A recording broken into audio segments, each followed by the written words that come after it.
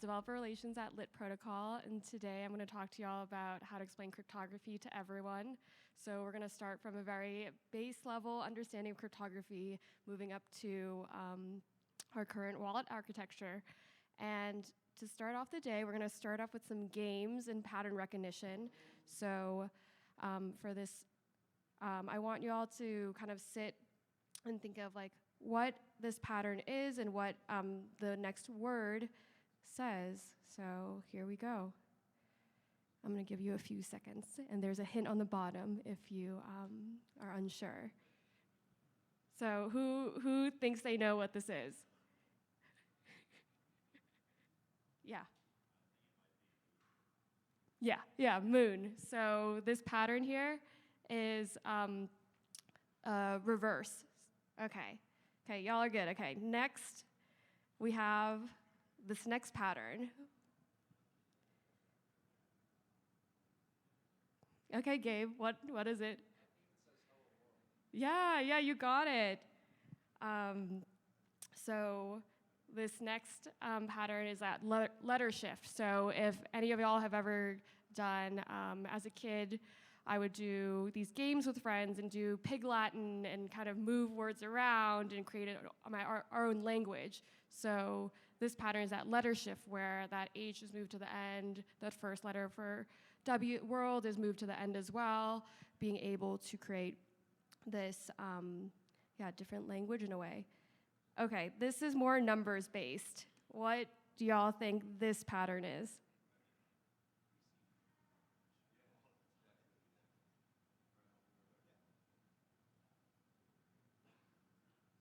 I'm gonna wait for a second. I'm gonna let someone else answer.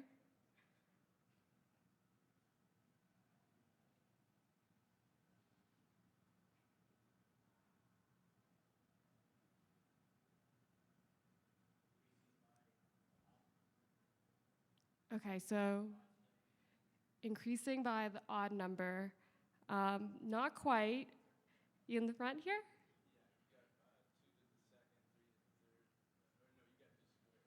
Yep, absolutely, you got it. So this pattern is the square of the number. So we have 1, 2, 3, 4 squared. And so I'm going to go into how this relates to cryptography in the next few slides, but I'm going to first explain like what is cryptography. So cryptography are a set of communication techniques that allow only the sender and intended recipient of a message to view its content. So the term is derived from the Greek word kryptos, which means hidden, obfuscated, and it's used in many applications today. And for these games, we can think of them as very, very simple cryptographic like patterns, the algorithms underlying, without keys, which we'll talk about a bit more. And so, like, why is cryptography important? How many people here care about keeping your address private? How many people care about keeping your banking information private? So without cryptography, these set of data would be at risk, and like a lot of people who are not don't intend to have your information might be able to see that. So we need cryptography to be able to encrypt that information as well as set access to who is allowed to see that. So there's some core ethos around cryptography, mainly around data privacy, data authenticity, and data integrity. So in these subcategories, confidentiality, so only the sender and intended recipient of a message can view its contents. The data is where it claims to be, so the message sender is who they claim to be, as well as accuracy and consistency, so the message received is the same as the message that was sent.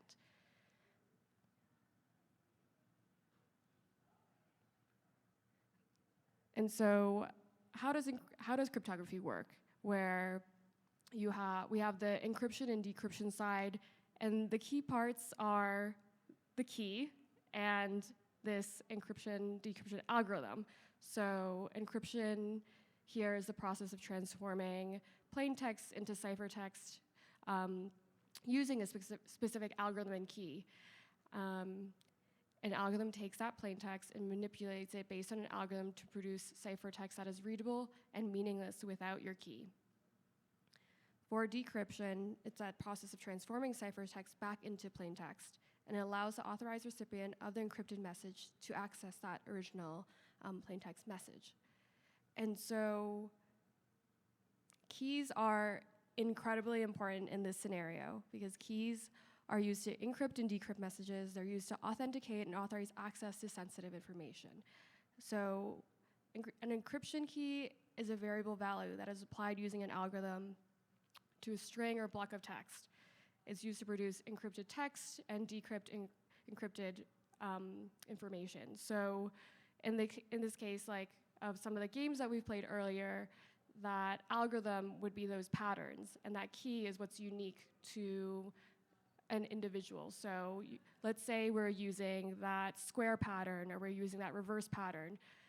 That's very, very easy to decrypt. We can kind of decrypt that in person, whereas you want to make that harder so you have a key that's unique to be able to make that information kind of held by you, and then you can kind of give someone else like your key to be able to say, hey, this is a pattern and this is my key. You can use this key to decrypt that. Let's see. And then I'm going to talk a little bit about keys. Keys are important for authentication and access control. So in these scenarios, keys are used to verify that our message or request is coming from a trusted source. So an example, a Web 2 example is like a secure online transaction. A digital certificate may be used to verify that a website being accessed is legitimate and that the user's data is being transmitted securely.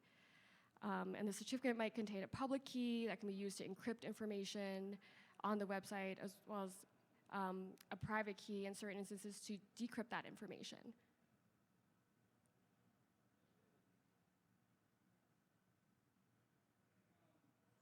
So we're all here to learn more about Web3, and so every crypto wallet has a public key and a private key pair.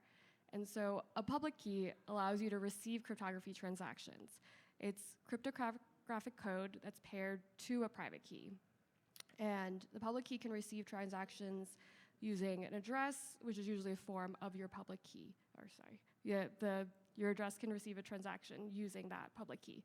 And while anyone can send transactions using the public key, you need a private key to unlock and prove that you're the owner of that cryptocurrency transaction.